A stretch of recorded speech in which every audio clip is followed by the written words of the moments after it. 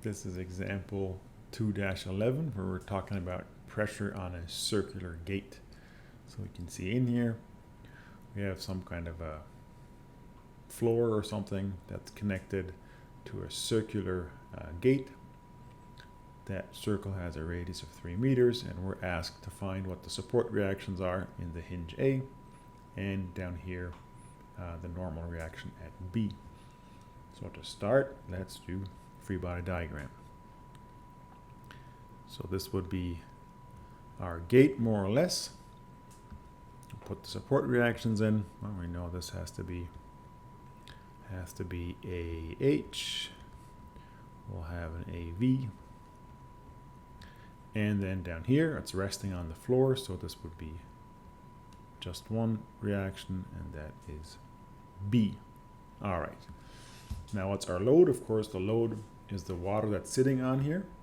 And we know that for a curved surface like this, right, we can find the vertical and the horizontal components by projecting and by using the amount of water that's sitting on top. So maybe just we'll sketch in what the amount of water is that we need. That would be right here. So we'd have our vertical part, FV, right? So the water is sitting on the gate. So that means the force is going downward. If the water was below the gate, right? If this were all water, right, then we'd have the force going upward. But in our case, it's sitting on top, and then our projection is going to be just this height right here. So we know we'll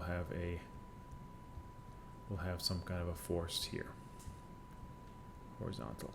And with that, we have all the forces that we need to figure out, right? So we'd have 3 unknowns and 3 equations, so we'll be good. But before we can start that, we have to figure out what our little pieces here are. Our horizontal part, right, is based on the idea that we'll have this kind of a pressure profile sitting right on here. It's a nice little triangle. Pressure at the bottom is going to be 3 meters times gamma. And then we can find our F horizontal would be right here. So to calculate that, we can say FH is going to be equal to, it's a triangle, so we have 1/2 times 3 meter times gamma.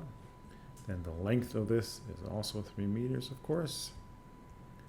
And let's not forget that this gate has a width. It's 1.5 meters wide. And there we go. So we can plug in our values.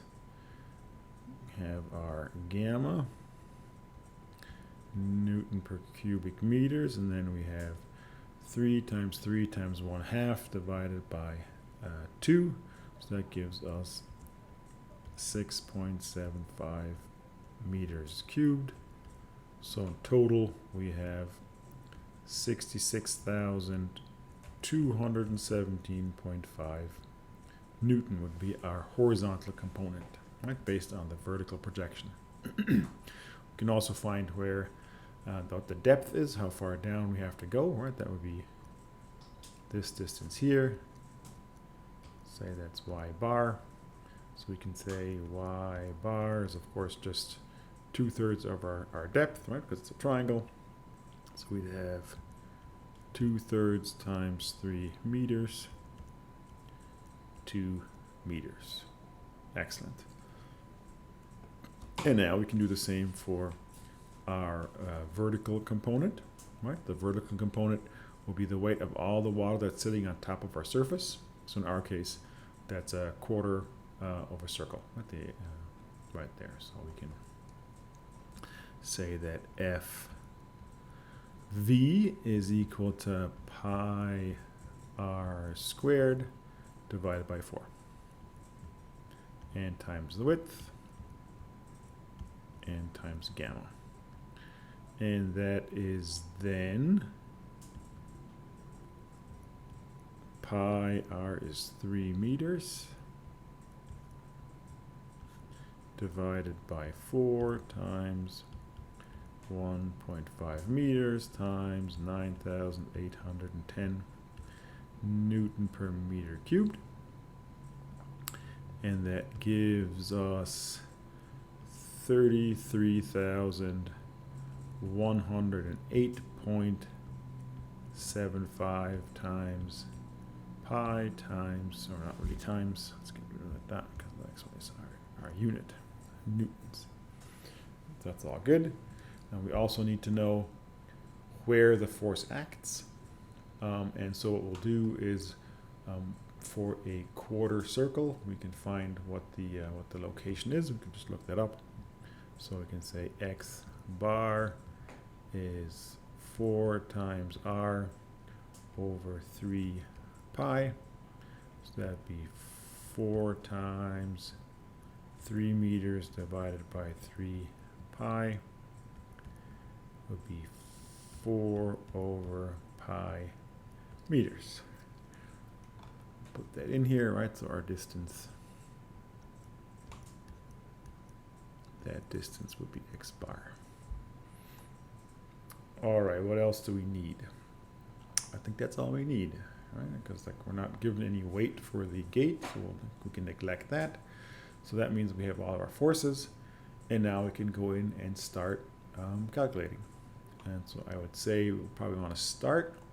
As usual, we'll do a moment around where all the main support reactions are, so around A. So we'll have the 2 forces from the water and B going in there. So let's do that. We have sum of moments around A is equal to 0. What do we get? Well, B we said is 0. We don't have to worry about that. Oh no, B is not 0, not in this case.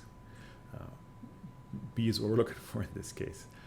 So B is turning counterclockwise, and this distance is of course 3 meters. So we'd have B times 3 meters. And then what else? We have our horizontal force that's turning clockwise, and we said that was FH, so it's clockwise, so minus FH times our y bar was 2 meters. And then we have our vertical part is turning also clockwise. So let's write that down. And then what's the moment arm? FV times, now this would be, so we're looking for this distance right here, right? So it'd be 3 meters minus x bar. So it would be 3 minus 4 over pi 3 meters. So that's our distance there. Makes it a little strange to look at, but it's not going to drop out as nicely as for others. So that means if we can solve for B, B is positive, so we can bring both of those over. So it'd be F H times 2 meters plus FV times 3 meters minus 4 over pi meters. Sorry. Divided by 3 meters from B. And then if we plug in our values, our FH was 66,217.5, 66,217.5 Newton times 3 meters, 2 meters. Looking at B. Times 2 meters plus FV we have up here 33,108.75 pi newtons times 3 meters minus 4 over pi meters divided by 3 meters, and that comes out to be 104,014 newtons, or 104 kilonewtons. That will be our first reaction. That would be the one at B. All right. Then what next? So we can maybe we can do the, can we get another, we can do, let's give this point a name. Let's call this point C. All right, so if we do a moment around C, then B is gonna go through there and AH, and we're only left with AV and our forces here. That makes that easy. So we have, in that case, all right, that down here, we want to do the sum of moments around C is equal to 0. And what do we get? We get AV would be going in counterclockwise with 3 meters. AV times 3 meters. AH and B again go through that point.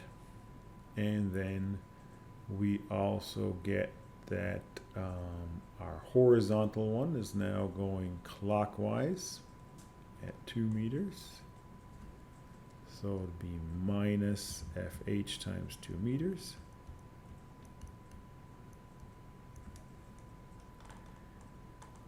And then we're left with FV. FV is going counterclockwise, so positive, and with our X bar.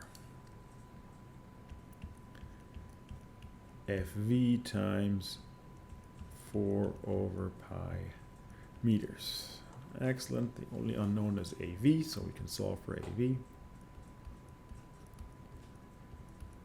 AV is then going to be, we'll bring these two over the other side, so it'll be FH times 2 meters minus FV times 4 over pi meters divided by 3 meters.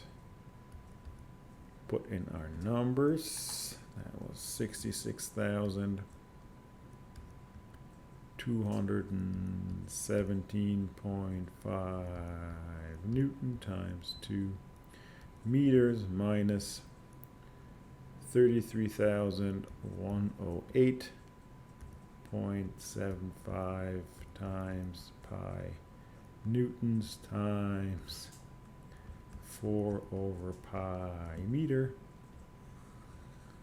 divided by 3 meters,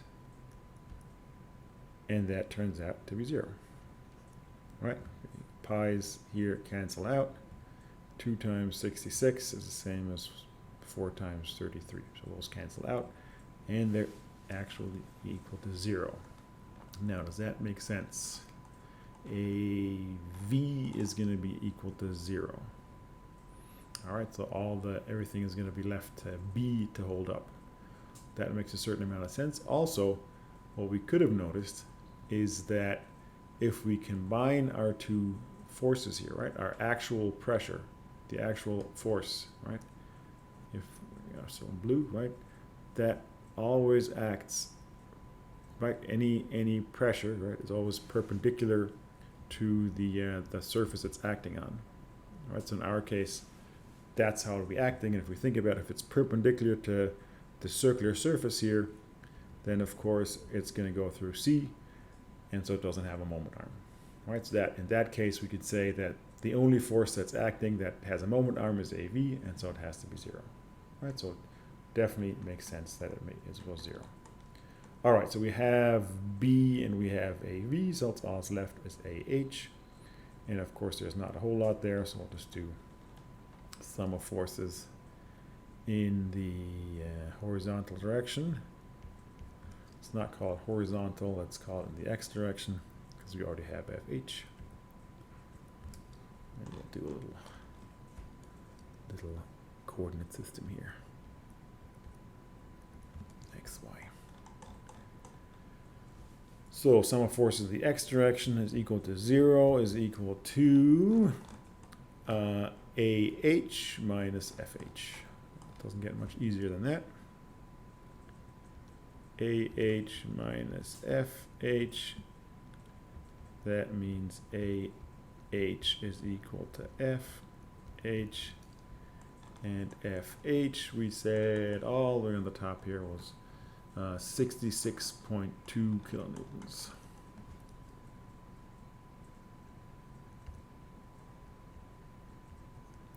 And with that, we have the three support reactions that we wanted, right? We wanted AV, AH, and B.